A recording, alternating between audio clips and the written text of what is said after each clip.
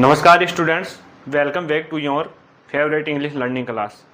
आज की क्लास में हम इंग्लिश ग्रामर के एक ऐसे टॉपिक के बारे में बात करने वाले हैं जो इंग्लिश ग्रामर का बैकबोन है, प्रीपोजिशन, संबंध सूचक। आइए समझते हैं सिंपल हिंदी में। प्रीपोजिशन, सबसे पहले हम देखेंगे कि प्रीपोजिशन होता क्या है, किस तरीके से ये सेंटेंस में यूज किया जाता है। ठीक है, आज इसका पार्ट 1 है।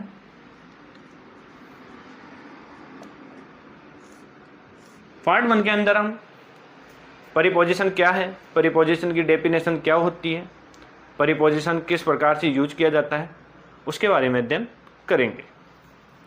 प्रीपोजिशन दो शब्दों से मिलकर बना हुआ है। कितने शब्दों से मिलकर बना हुआ है? दो शब्दों से, परी प्लस पोजिशन। ये जो परी है इसका अर्थ होता है पहले,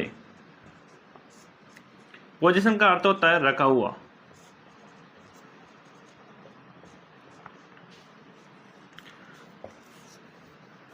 अगर आपने ये दो शब्द सीख लिए तो समझ लो कि आपको प्रीपोजिशन आ गए। क्या आ गए? प्रीपोजिशन आ गए। परी प्लस पोजीशन कितने शब्दों से मिलकर बना हुआ है? दो शब्दों से मिलकर बना हुआ है, परी प्लस पोजीशन। परी का अर्थ होता है पहले, पोजीशन का अर्थ होता है रखा हुआ। अब हम इसकी डेफिनेशन देखेंगे, परिभाषा देखेंगे, फिर इसे समझने की कोशिश करेंगे।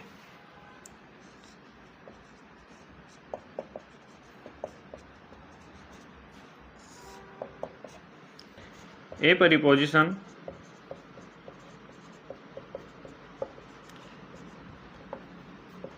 is a word placed before a noun or pronoun to show relation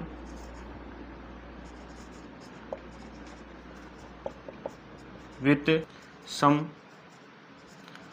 other word sentence। अब देखिए, इसको हिंदी में समझेंगे। जो शब्द संज्ञा या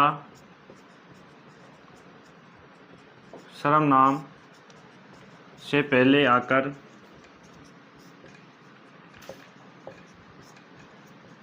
उसका संबंध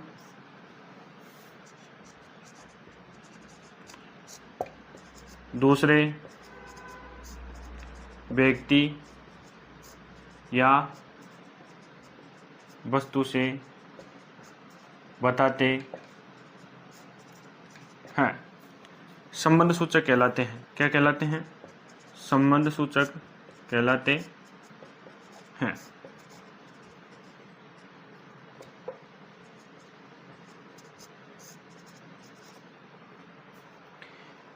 A preposition is a word placed before a noun or pronoun to show its relation with some other word sentence।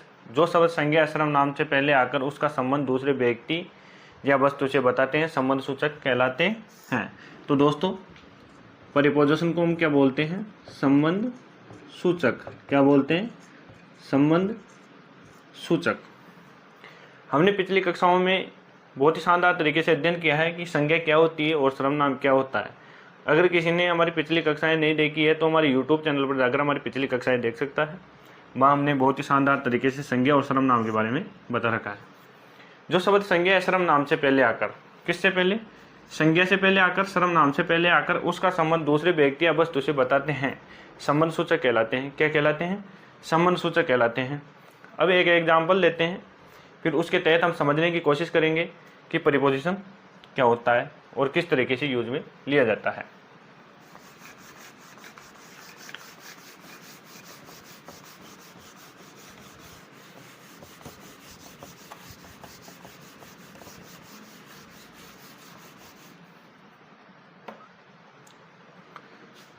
देखिए एग्जाम्पल देखिए,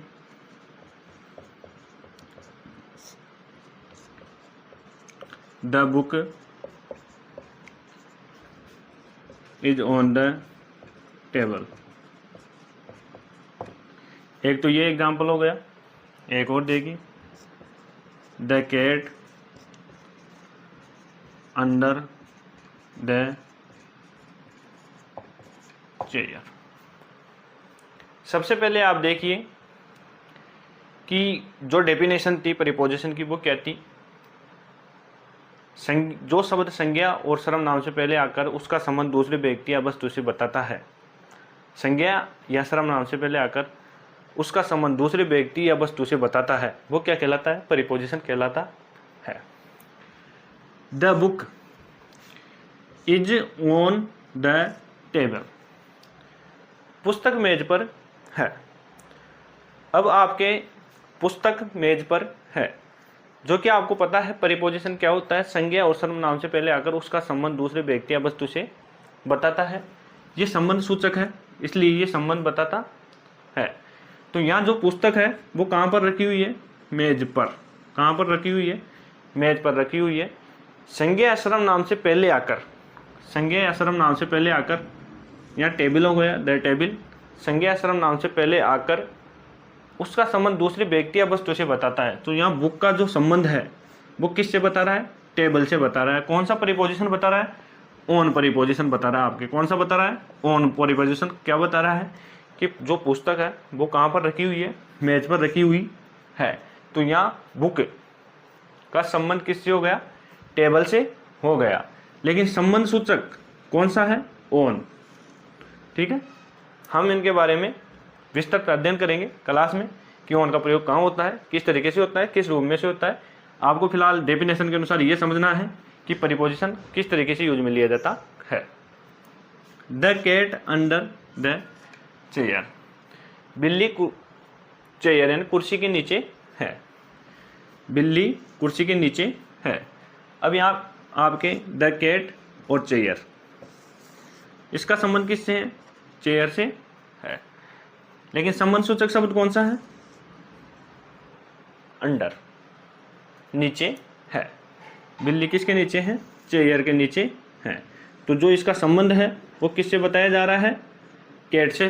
किसका संबंध बताया जा रहा है? चेयर से बताया जा रहा है कि जो आपकी बिल्ली है वो किसके नीचे है? चेयर के नीचे है। तो संबंध सूचक जो शब्द हो गया वो हो गया आपके अंडर। क्या हो गया? अंडर। ठीक है, अब हम आज की जो क्लास है उसमें इन, एट और ऑन तीनों का प्रयोग करना सीखेंगे कि तीनों का यूज कहाँ पर होता है। आप इसका स्क्रीनशॉट ले लीजिए।